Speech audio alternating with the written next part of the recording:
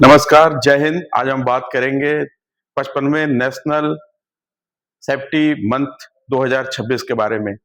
ये तो हर साल भारत में मार्च में मनाया जाता है, लेकिन ये मार्च में क्यों मनाया जाता है और ये क्यों एक पखवाड़ा, 1 महीने का एक जो पक्ष होता है, पखवाड़ा होता है, सिर्फ क्या 1 महीने के पखवाड़ा या पक्ष में ये स्पेशल कैंपेनिंग करके हम अपने प्लांट या किसी भी प्रतिष्ठान या संस्थान को सेफ्टी फ्री कर सकते हैं, रिस्क फ्री कर सकते हैं, हजार्डस आइडेंटिफाई कर सकते हैं, ये तो पॉसिबल नहीं है। लेकिन इस टाइम पे हम सब लोग एक साथ एकजुट होके हम लोग रिस्पॉन्सिबिलिटी को शेयर करके और सबका काम बांट सकते हैं और सबका काम बांटने के साथ-साथ उनको एजुकेट कर सकते हैं, उनको एंगेज कर सकते हैं और कैसे हम उनको एम्पावर कर सकते हैं ताकि वो कहीं भी कोई भी अनसेफ कंडीशन देखता है, अनसेफ एक्ट देखता है, बिहेवियर बेस्ड ऑब्जर्वेशन होता है, कोई भी सेफ्टी ऑब्जर्वेशन होता है तो प्लांट में वो किसी को भी रोक सकता है, चाहे वो हमारे प्लांट का कर्मचारी भी क्यों ना हो या कॉन्ट्रैक्टर कर्मचारी ही क्यों ना हो। तो उसके लिए सबसे ज्यादा जरूरी है कि नेशनल सेफ्टी मंथ आज हम मना रहे हैं, जिसका थीम है इंगेज करना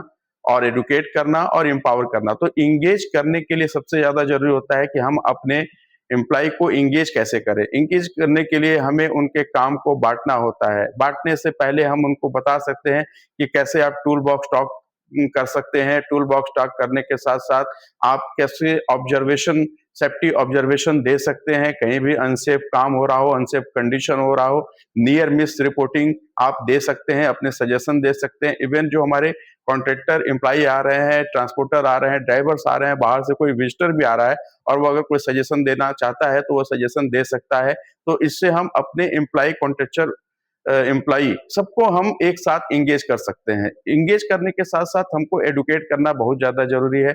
एडुकेट करने के लिए हमें सारे वर्कर को फायर की ट्रेनिंग देनी ज़रूरी है। फायर ट्रेनिंग के साथ-साथ उनके जो इंजीनियरिंग कंट्रोल है, इसके बारे में हमको सबको बताना सबसे ज़्यादा ज़रूरी है।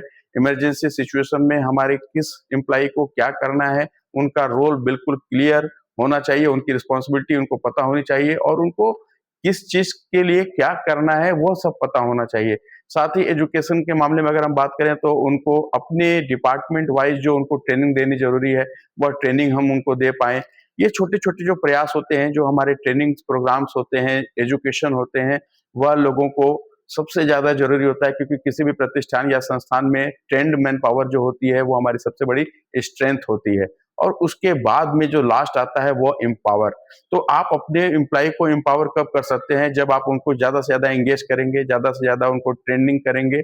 ट्रेन करने के बाद आप उनको इनका इतना एम्पावर्ड कर देंगे कि अगर वह कहीं भी किसी भी प्रतिष्ठान या संस्थान में कोई भी अनसेफ एक्ट, कोई भी अनसेफ कंडीशन देख रहा है, तो वह वहीं पे वह काम को रोक सकता है। Stop work permit, stop work authority के थ्रू वह काम को रोक सकता है। यानी एक कॉन्ट्रेक्चुअल एम्प्लॉई, वर्कर, लेबर भी काम को रोक सकता है अगर वह अनसेफ कंडीशन में कोई काम होते देख रहा है तो।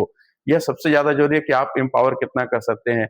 WPRA भरना और उसके साथ-साथ इंस जो हमारा जो इश्यूअर होता है, जो एक्सेप्टर होता है, जो हमारा परमिट का सिग्नेचर करता है, वह सारी चीज़ों को देखना, देख के सारी चीज़ों को जब आप पूरी तरीके से रिस्क असेसमेंट कर लेते हैं, हज़ार्डस आइडेंटिफिकेशन कर लेते हैं, तो आप रिस्क को भी बिल्कुल कंट्रोल कर लेते हैं। तो इस तरीके से आप एम्पावर करिए अपने-अपने प्रतिष्ठान या संस्थान में हर एक व्यक्ति को आप एम्पावर करिए ताकि वो कहीं भी अनसेफ कंडीशन देख रहा है तो वह स्टाफ वर्क अथॉरिटी के तहत जाके काम को रोक सकता है और काम को रोकने के साथ में अपने सीनियर मैनेजमेंट को वह बता सकता है कि सर यहाँ अनऑथराइज्ड अनसेफ काम हो रहा है और फिर वहाँ पे संबंधित डिपार्टमेंट का आदमी पहुँच के उस कार्य को सही करा के दोबारा से वह कार्य कर सके। तो यह एक सेफ्टी कल्चर है और यह सेफ्टी कल्चर सिर्फ सेफ्टी की ज़िम्मेदारी नहीं है।